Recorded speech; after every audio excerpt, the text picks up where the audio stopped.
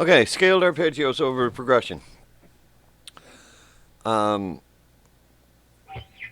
First, I'll take a quick look at the progression. This is all in the key of C major. Try and keep it simple.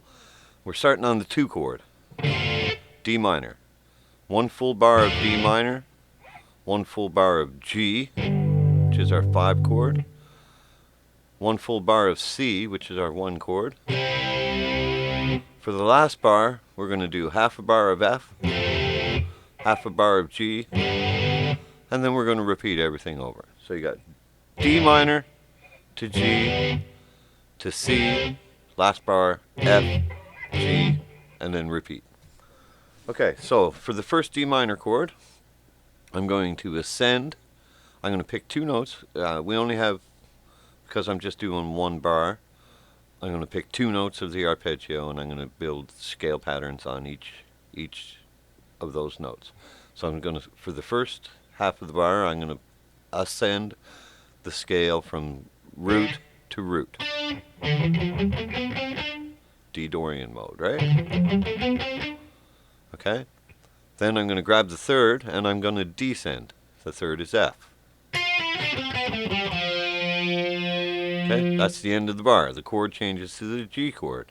I'm going to keep the same structure. I'm going to ascend from root to root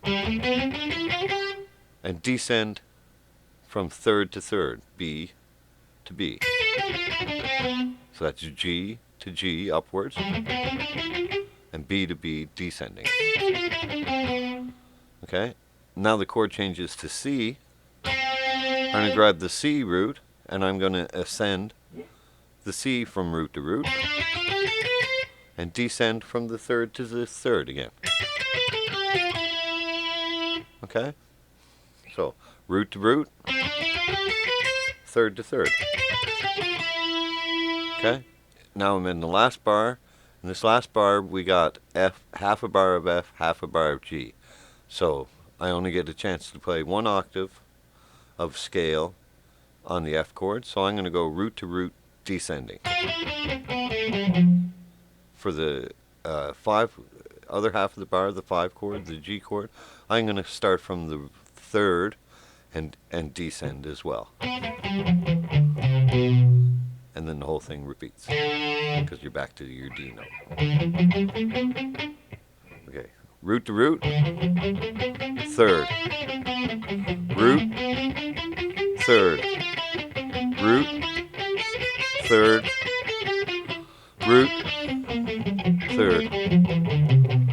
So you can see by picking notes of the arpeggio, you can connect things together in a way you probably couldn't, because you're putting intervals in here now of jumps to get from the end of where you are to a target note.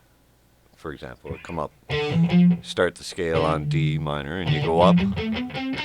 Now, from at the end of this, I got to jump up a third to get that third. Right? And that'll happen everywhere. So now your scales, even though I'm just playing scale, 1 octave scale, 1 octave scale, 1 octave scale, 1 octave scale, there's intervals that are appearing in from our targeting our arpeggio. It makes it more melodic, it makes your lines more melodic, and it don't just sound like scales after a while because you get those intervals in there. But everything is connected. You're always playing from chord tone to chord tone. It's pleasing to the ear and matches the chords that you're playing every time. If you use this method, you will never play a scale over a chord that doesn't match.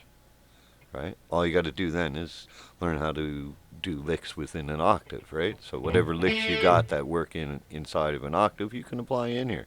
You don't have to just do that straight octave. You can put an arpeggio in the octave. You can do a pentatonic in the octave.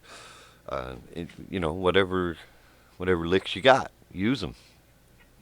This is a way to find yourself around your scale patterns and still follow your chords. Anyways, good luck with that.